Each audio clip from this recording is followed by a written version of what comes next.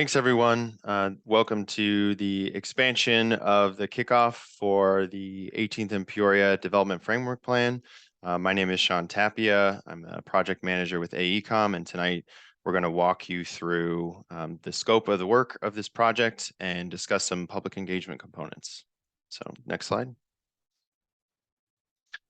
Really quick before we get into the presentation, just the agenda for this presentation is a quick round of introductions on who the consultant team is.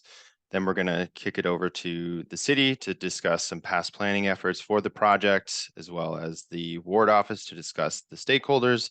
And then we'll move through the presentation of the scope of work and public engagement, and then finally wrap it up with some Q&A questions that we received from folks at the beginning of this process. So again, my name is Sean Tapia. I'm leading this project from the AECOM side. We are an architecture and planning firm based in Chicago.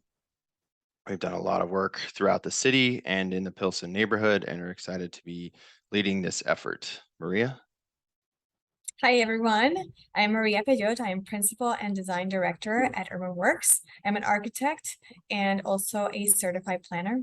UrbanWorks is a minority and women-owned architecture, interiors, and planning firm in Chicago. And our office has been in existence for 29 years. We're working on our 30th year this coming year. We've done a tremendous amount of work in the Pilsen area and the south side of Chicago, and are very focused on design excellence and social responsibility through our design, really focus on transformational work. We were involved in the Benito Juarez High School expansion when we were managing architects for the Chicago Public Schools, and we were one of the champions to make sure that the school received the plaza and the expansion it deserved to meet the community's needs. We have also done other work in Latinx communities, not only in Chicago, but also in the Midwest and the East Coast.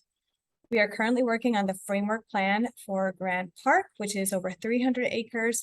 And we have done many other projects such as the Late Homes, Cabrini Green, as well as many other development projects in the area. With me today, I have Maria Hidalgo, an architectural associate with UrbanWorks, and she is very involved in this project as well. Our work spans from private work to single family homes to over 3,000 units of mixed income and affordable housing. And we are delighted to be part of this team and to make sure that the community gets the best development project possible. Thanks, Maria. And another member of our team is Ku Architecture. They are leading part of the development scenarios in the architectural design work as we move through that in tasks 3 and 4. James, do you want to talk about the past planning efforts? Hello, everyone. James Harris. I am the lead planner for the West Region with the Department of Planning and Development. Just to provide an overview, earlier this year, the city worked in collaboration with the 25th Ward Office to acquire the site at 18th and Peoria with the goal of facilitating the development of a multi-phase, majority affordable housing development. We see the site's redevelopment with affordable housing as an opportunity to combat residential displacement, to ensure that folks can remain in the community. We also believe that this effort will support planning priorities around housing outlined in the citywide We Will Plan, as well as the Pilsen Quality of Life Plan. Thanks, James. Ruben, can you speak to the selection of the stakeholders? Hi, hello everyone. My name is Ruben Franco. I'm the Director of Legislative Affairs for the 25th Ward and have been working closely with stakeholders in the community. Before UrbanWorks, AECOM and Ku were brought on as consultants. We have been holding sort of bi-monthly meetings with a working group. From that working group, we whittled it down and selected 18 members. Some of the criteria that we used to do that was folks who have been regularly attending these meetings, folks who are residents of Pilsen, had attended at least 3 of these meetings, have some expertise in subject matter regarding housing and urban development, have the capacity to join the Zoom meetings and in-person meetings, and then that they held no conflict of interest with the eventual bidding of the site. All this information is available on our website, 25thward.org. Just to say, we did end up with 2 subject matter experts, university professors from DePaul and UIC, 6 community representatives, and 10 community members or neighbors of the area around 18th and Peoria, and that information will also be up on our website soon. Happy to be on board for this project. Thank you. Thanks, Ruben. Next slide. So it's a quick background on the project site and the study area. The purpose of the project overall is to provide a multi-phased redevelopment of majority affordable housing on the 6-acre site at 18th and Peoria. The purpose of the development framework plan is to go through an engagement process with the community to understand what are the opportunities for this site within the community, what are the needs that this site can address, and how can we set that up to kick off early next year. Next slide. So just a quick overview of the scope for this project. It starts with existing conditions analysis that we've already begun working through. Throughout the entire process, community engagement is a critical component. As we move through the different scope tasks, we will be engaging the community to review the work that we've done or collect input before we conduct some additional work.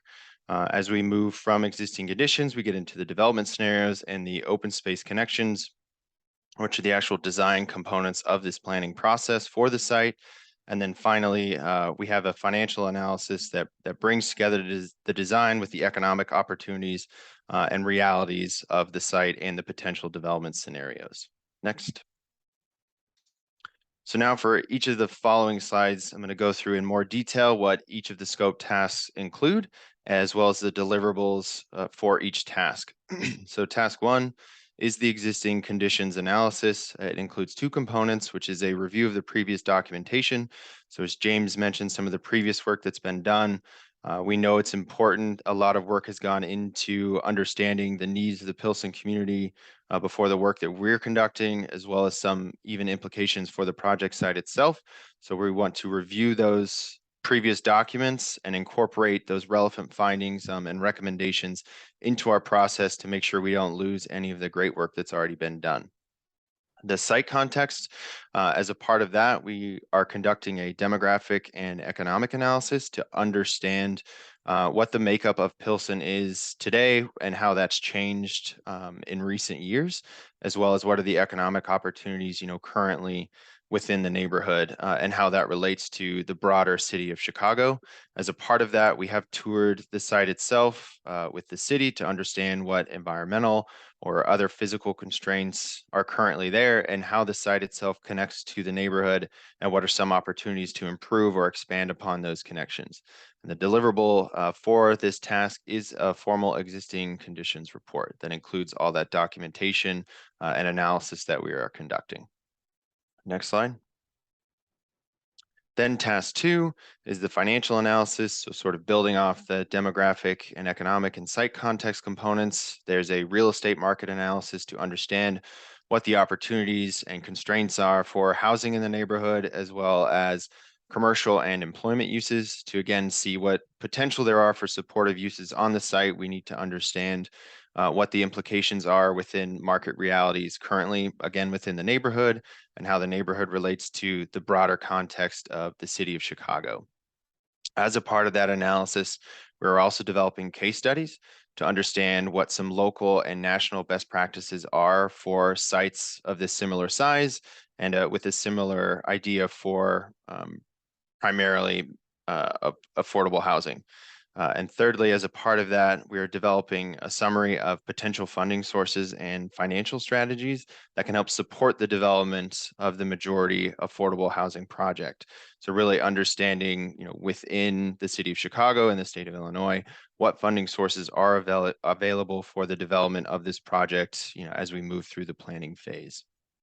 And again, as a part of that, the deliverable is the financial analysis report summarizing all of that analysis that we've done, including those case studies and the summaries of the funding sources. Next slide. Then task 3 is development scenarios. It includes 3 subtasks. The first is the holding capacity analysis. This is where we will understand what the based on development constraints, what the maximum capacity for development is on this site.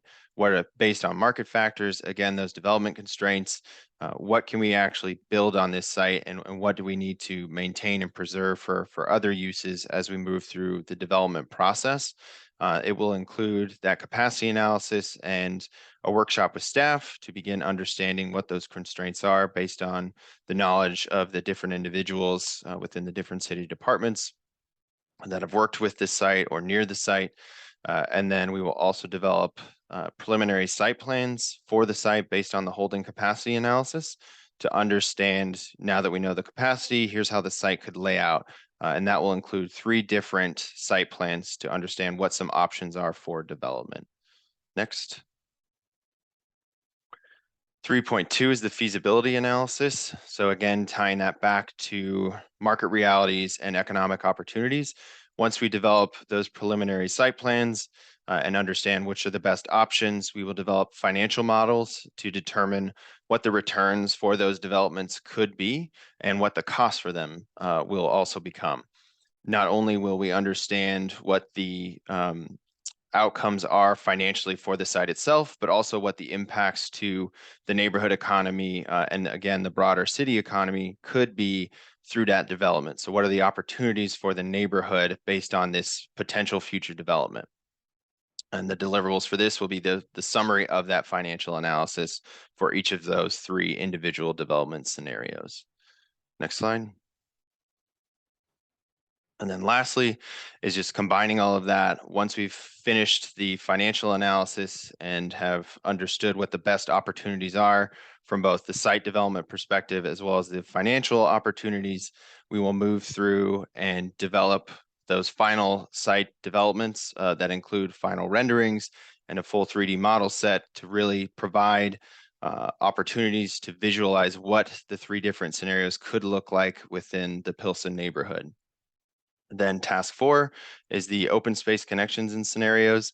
Similar to the development scenarios for the project site, we also want to understand what opportunities are for open space on the project. So not just built development, but also open space on the project site, as well as connecting to the adjacent neighborhood. This will also include an analysis of continuing the Paseo Trail and connecting to the broader trail network within the city. So that will also include 3 trail connection scenarios as a deliverable. Next. Task 5 is community engagement. This again will be conducted throughout the entire planning process. So it's not a linear task here. This task is folded in between and throughout all of the other tasks. This meeting is one key component of that. We will have 4 public engagement meetings that Maria is going to talk to in a little bit more detail here in just a minute. And then once we've finalized that public engagement component and developed those scenarios, our final deliverable and final task for this project is the final development framework plan that will be presented for adoption at the end of this process. And now Maria is going to talk through the community engagement plan in more detail. Great, thank you, Sean. Okay, so now we want to talk about the engagement process and where we are. We have begun the process with stakeholder engagement, which is all of us. And then shown here in blue is a smaller group of stakeholders, which is the entity composed of the alderman's working group and interested parties, and the city departments. We are going to be meeting with them, that's a smaller stakeholder group, on a regular basis and frequency. Then in pink is the community engagement, in which we are right now. All of us are part of this. The community engagement will include residents, community groups, local institutions, and local businesses. And we will be meeting with you periodically in focus groups, in topic groups, and in smaller workshops. Next, please. And as mentioned, all of us here, listening here today, are part of the community. And as such, we have roles and responsibilities to assign to you, just like we do. So what we ask of you is that you participate in community meetings, You're also going to be the sounding board for the plan that we are developing with your ideas and your thoughts. So it is very, very important that you stay engaged and you communicate your thoughts and your ideas to us. And lastly, we want to make sure that you help garner participation and support from the whole Pilsen community for this process. Here in the black and white photos are some of the images of Urban Works doing actual engagement in different forms, from open house meetings to other types of meetings in the suburbs, in the city, West Coast, etc. Next. So the community engagement process will be in person. And again, here are some images of engagement styles and processes that we have had within our office, some which have been very successful projects here in Chicago and elsewhere, including Lathrop Homes and Cabrini Green, as well as a mixed-use, mixed-income project in Boston Square, Michigan, that received unanimous city council approval on the first try. So these projects were with public agencies as well as public-private developers, and we look forward to having engagement in similar format with all of you. In addition to these in-person meetings during which we will get your information and your input, your dialogue, we will also be having meetings in a box. These are collected documents and information that you are able to pick up as a package in the alderman's office so you can conduct your own stakeholder meeting within your own group. We'll talk about that a little bit more further. Next, please. So our engagement process in more detail, we have a very robust process and includes several meetings with the established stakeholder group, as well as the community and the public in general. The diagram here outlines the process with the stakeholders shown in blue at the top and the public meetings shown in pink at the bottom. We started the engagement process in the late summer and expect to complete it by late winter, as shown in the yellow bar right down the middle. To date, we have had 3 stakeholder meetings within the last month, and today we're kicking off the community engagement series of meetings, which will alternate with the stakeholders meetings as shown in this diagram. So after today, all community meetings will be in person, as mentioned earlier. Our next community meeting will be community meeting number 2, to be held in the late fall, and this will be a listening and informational meeting for us to start getting your input. And again, it's extremely important that all of you that are able to attend and share your thoughts with us so that it can help us guide the design of this property in the future. We want to hear your ideas, your thoughts, and your concerns, your dreams, so we can develop this ideas and reflect a plan that has all of our ideas integrated. Stakeholder meeting number 4 in blue will follow that second community meeting, and we will report back to the stakeholders what we heard from the community at that time. After that, we'll have community meeting number 3, shown in pink, during which we will start presenting some concepts. And those concepts will continue to evolve into the final product. We want to again get your input on those concepts and then present your input to the stakeholder meeting number 5, which is the last meeting at the top right in blue, which will happen after that. And then we'll come back together once we narrow those ideas and meet with the public again in public meeting number 4 at the bottom right. This will be sort of a celebration and a reveal of the plan that we have all come up with together. Next slide.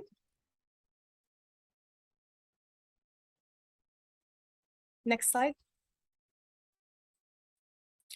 This is the same process in Spanish for those that prefer to read about it in Spanish. Next, please. Now I'll pass it back to Sean Tapia to answer some questions. Thanks, Maria. So from the public meeting number 1, we did receive a great number of questions from everyone during that presentation, which we greatly appreciated a lot of feedback for. And so as a part of that, we just want to answer the larger, higher level questions here as a part of this. And then in the future, once we post this, Each individual question will also be posted with answers to them specifically as well, but just wanted to cover some of the higher level ones in this video. So first is around the interpretation and opportunities as a part of the meetings. We know that there were difficulties in the first public meeting for Spanish translation and even some for American Sign Language. We apologize for the difficulties with that translation and not being able to provide that immediately at the beginning of the presentation. We have addressed that issue, and for all future public meetings, we will be able to provide both Spanish and American Sign Language translation and interpretation, as well as having appropriate closed captioning services for those that need them as well. Another big question during that presentation was around technical difficulties with the panel view and the chat and the audio issues. And so first, the chat was available. It was a question and answer function, and we did receive, over 80 different questions from folks during that meeting. So we do know that that function was working. The panel view issues we have also addressed. We believe it was some difficulties for some specific individuals not being able to see certain members of the pinned panelist group. So that should also be addressed for all future meetings with a virtual component. Another question was about future meetings, their recordings, and additional meeting materials. So this, as well as all other meetings that include a virtual component, will be posted to the public website for the project, as well as any additional project materials, including flyers and handouts, the workshop in a box that Maria mentioned, will all be posted on the project website. And we have a slide right after this one that you can see to get that website link from as well. Participants, a lot of folks asked how many people were participating during that first public meeting a few weeks ago. At the very end, we did a total count from Zoom, and there were approximately 202 unique participants that joined the Zoom throughout the entire meeting. We also know that there were several different watch parties held throughout the neighborhood that include multiple folks, one at Dvorak Park, for example. So we know that there were a lot of people in person gathered together participating in the virtual meeting as well. But it's 202 unique folks that joined the virtual meeting itself. The meeting schedule, Maria just talked through the public engagement timeline that will be available on its own, posted to the project website as well as the ward office has the timeline that you can go and pick up. We're handing out flyers, so it's available, throughout many different facets to be able to see that again, but it will always be posted to the project website for everyone to view and understand when engagement is going to be occurring throughout the process. Secondly, people had a lot of questions or thoughts about the site development plan itself, the development scenarios. A lot of folks made comments about including parking or how tall the buildings were going to be as a part of the design, how many units it was going to include, the architectural style of the building, how many acres of green space would be included, what types of sustainability or green infrastructure would be utilized as a part of the development. We have not started the development scenarios phase, the design phase of this process yet, so none of that has been determined. Up to this point, we've done that existing conditions analysis and that financial analysis, tasks 1 and 2. So now, taking those findings, we're going to begin reviewing that and developing opportunities for those development scenarios, but none of those questions that you've asked, again, around parking and basically the development and design of the site itself has been determined. We're still working through that process, and we'll be continually engaging you all as members of the public as we move through developing those design scenarios as well. So we'll have multiple opportunities to provide input on what should go on this site. So we appreciate your first round of those questions and comments, but just to reiterate, none of the planning for the actual site and design of the site has occurred yet. Several folks also asked questions around the analysis and what would it be included in that demographic analysis, and would impacts of gentrification and displacement be included as a part of that? The short answer is yes.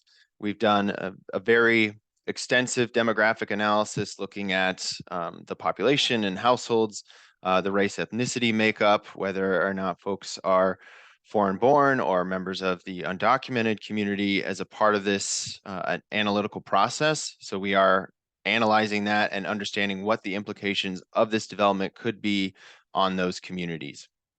So that is definitely included throughout this process.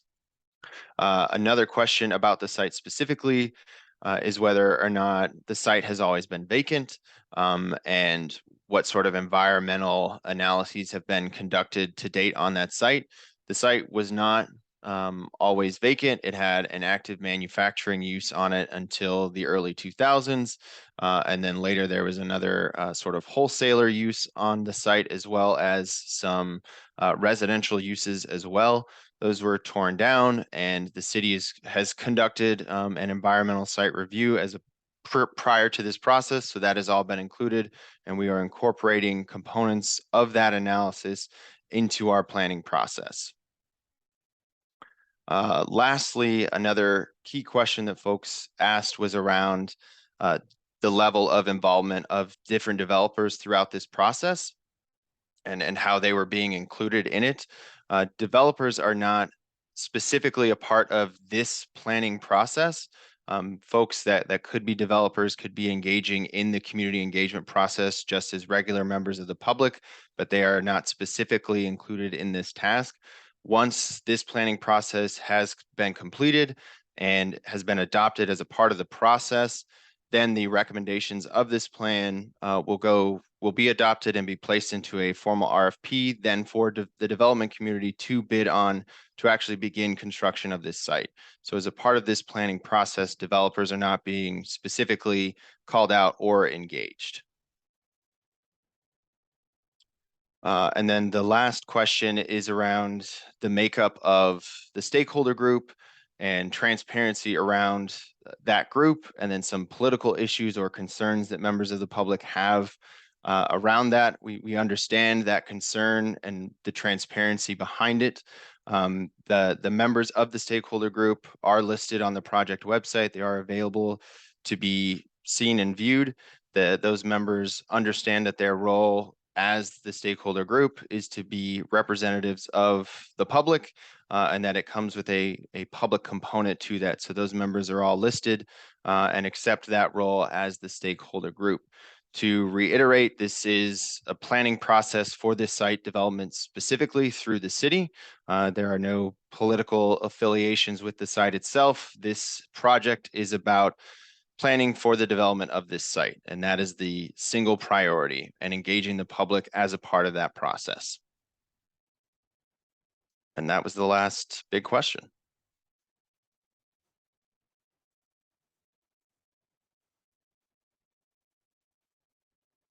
So thank you all for joining us or for viewing this recording.